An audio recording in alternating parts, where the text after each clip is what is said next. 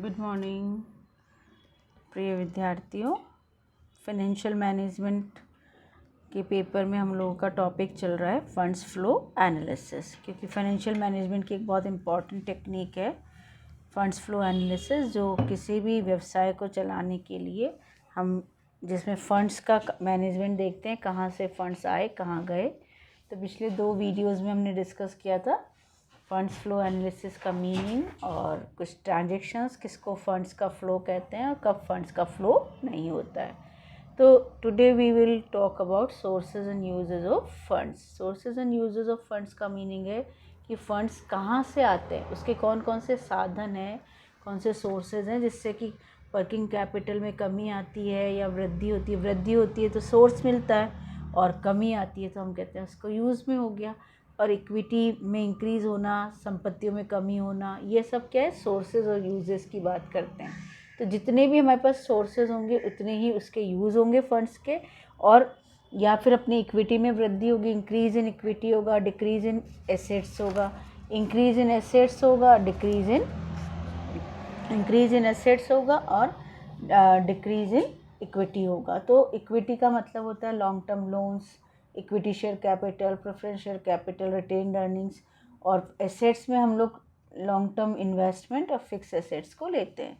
तो जब हम कोषों के साधन और उपयोग की बात करते हैं, कैसे अपने को सोर्सेज मिलेंगे। सोर्सेज मिलने का मतलब है क्योंकि कभी भी जितने भी अपन साधन काम में लेते हैं उसका यूज़ करते हैं, और जिसको यूज़ में लेते हैं उसका कहीं ना कहीं हमारे पास सोर्स होना चाहिए, चाहे हम लोग उसको उधार से ही मैनेज करें।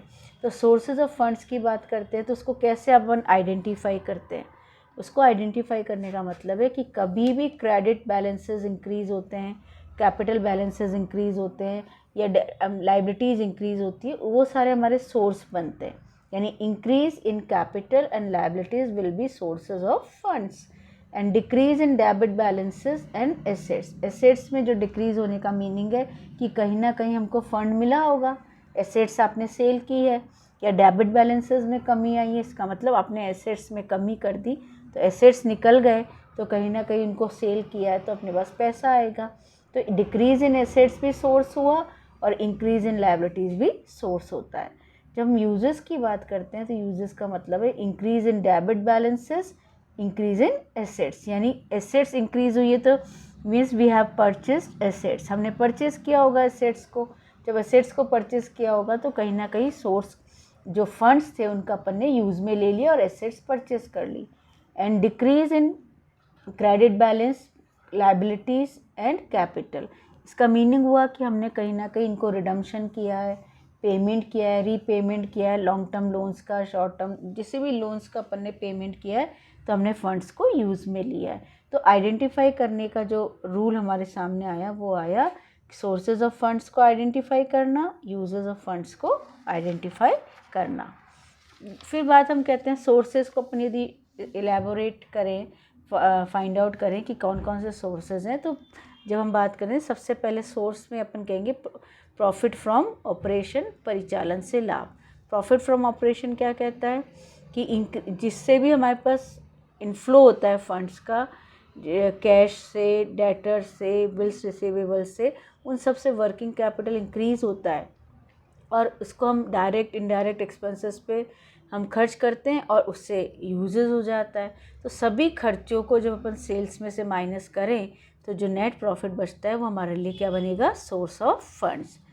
Increase in long term liabilities का मीनिंग कि लॉन्ग टर्म लोन्स बैंक से लिया है, मॉर्गेज लोन लिया है, डिबेंचर्स लिए हैं, उससे हमारे पास क्या होता है, लॉन्ग टर्म लायबिलिटीज़ बढ़ती है और कैश आता है। तो कैश क्या है, करेंट एसेट्स है। तो इसलिए जो वर्किंग कैपिटल है वो इंक्रीज़ होती है, तो इसलिए लॉन्ग टर्म जो लायबिलिटीज़ हैं वो हमारे इंक्रीज़ होंगे, तो हमारे पास कहीं ना कहीं फंड्स का सोर्स है। ये हमारे लिए क्या कहलाएगा, sources of funds. Increase in share capital, increase in share capital भी क्या कहती है कि जो करेंट एसेट्स है कैश के रूप में वो तो इंक्रीज़ हो रहा है, और इधर हमारी लायबिलिटीज़ बढ़ रही है, इससे हमारी वर्किंग कैपिटल इंक्रीज़ होती है, और जब जो सोर्स मिलता है हमको, फंड्स का सोर्स मिलता है, तो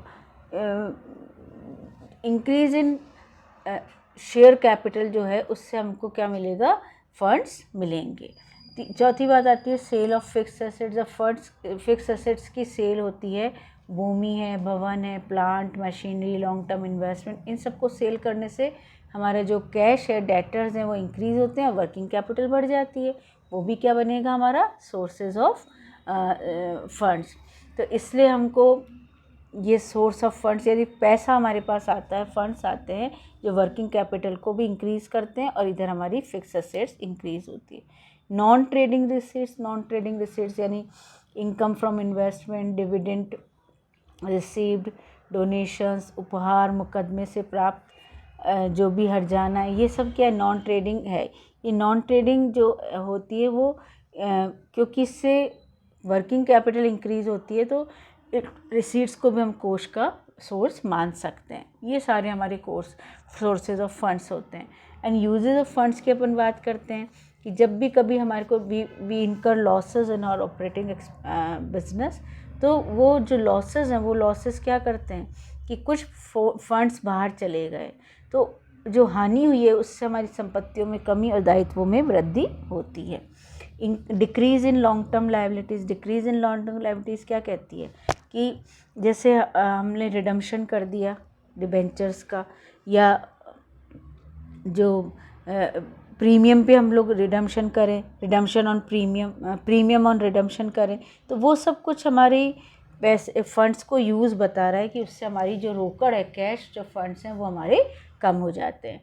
डिक्रीज़ इन कैपिटल फंड्स की अपन बात करते हैं। डिक्रीज़ इन कैपिटल फंड्स में जैसे हमारे जो रिडीमेबल प्रेफरेंस शेयर्स हैं, रिडीमेबल प्रेफरेंस शेयर्स को हम लोग यदि रिडीम कर देते हैं तो that decreases cash funds and it means we are using funds for redemption of preference shares.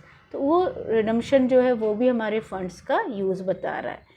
Purchases of fix assets. Purchases of fix assets क्या कहता है कि चालू संपत्तियों, चालू दायित्वों में जो वृद्धि होती है, यानी परचेज करते हैं तो एसेट्स तो इंक्रीज़ हो रही है, इधर से हमारे जो कैश फंड्स हैं वो बाहर जा रहे हैं, तो we are using the cash funds.